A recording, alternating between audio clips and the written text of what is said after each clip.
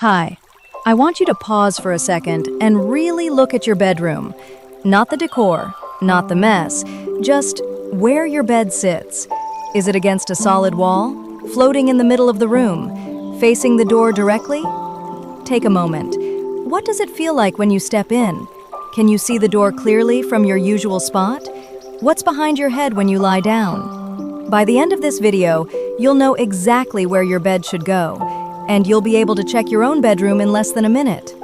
A few years ago, if you had asked me where a bed should go, I would have said, wherever it fits. Seriously, I thought the mattress, the bedding, the layout, all of it was enough.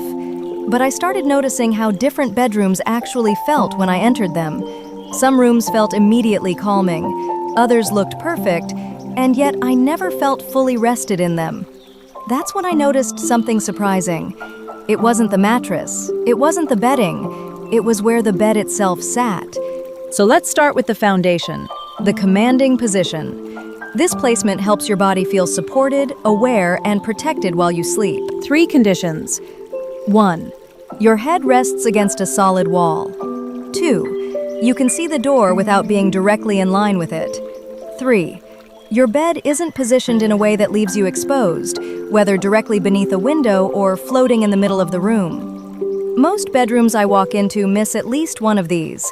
A wall behind you tells the body, nothing is happening behind me, I can let go. Being able to see the door gives awareness without vulnerability. You know what's happening in the room, but you're not in the path of movement. I remember standing in my bedroom one night, analyzing the layout for what felt like the 100th time.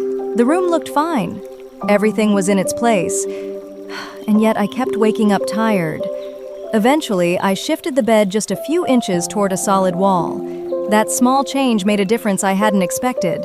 Your body notices these adjustments. Even 1 inch can help you feel more settled. So, if you're new here, hi, I'm Rowan. I help people align their bedrooms and homes with practical feng shui and subtle energy principles.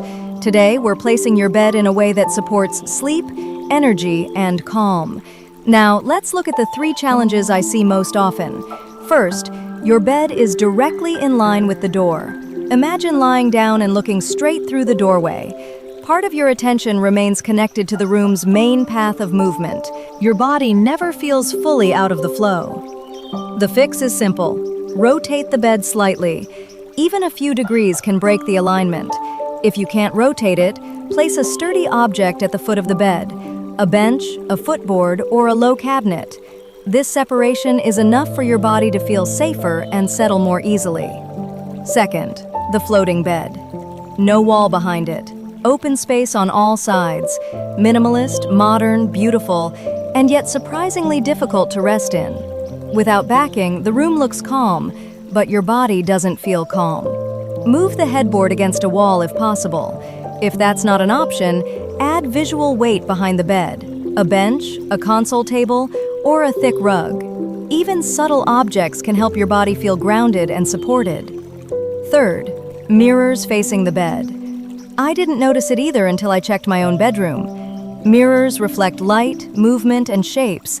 Even when your eyes are closed, your body quietly registers it. Cover standing mirrors, close mirrored closet doors, or drape fabric over mounted mirrors at night. Even this small adjustment can make the bedroom feel more restful. Pause here. Look at your bedroom, or picture it in your mind. How many of these 3 issues do you have right now? The bed facing the door, the floating bed, the mirror reflecting the bed, and which one do you think is affecting your room the most?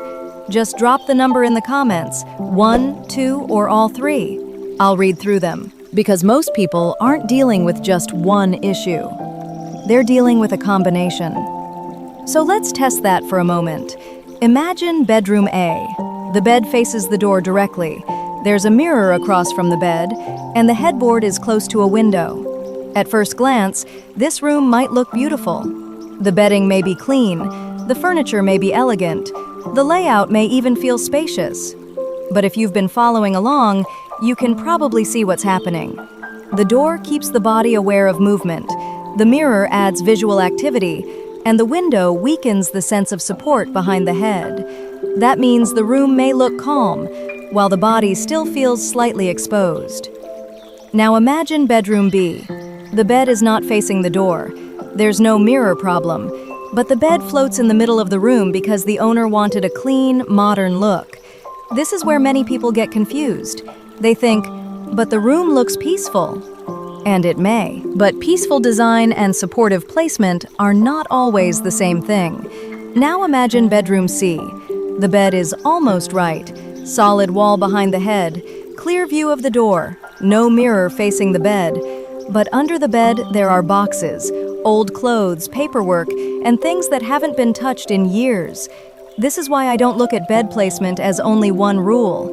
I look at the whole support system around the bed. Position matters, backing matters, what reflects the bed matters, and what sits beneath the bed matters too. So when you check your own bedroom tonight, don't ask, is this perfect? Ask something simpler. What is the one thing here that makes the room feel less supportive? Start there. Now, one more challenge many people can't avoid: the window behind the bed. Light, temperature, and outdoor sounds affect your body, even while sleeping. If you can move the bed, do it. If not, use layers. Close the gap behind the headboard with a blanket or padded panel. Install heavy curtains, blackout if possible. Place grounding objects, stone, ceramic, clay, on the nightstands. These layers together create support and stability. Intentionality is enough. Bedrooms are primarily earth spaces. Stability, support, grounding. Clear the space under your bed. Balance the nightstands, left slightly higher than right. Add grounding materials, stone, ceramic, clay, or natural fibers. Even one adjustment tonight can make a meaningful difference. And here's what I want you to remember, especially if your bedroom has more than one of these challenges.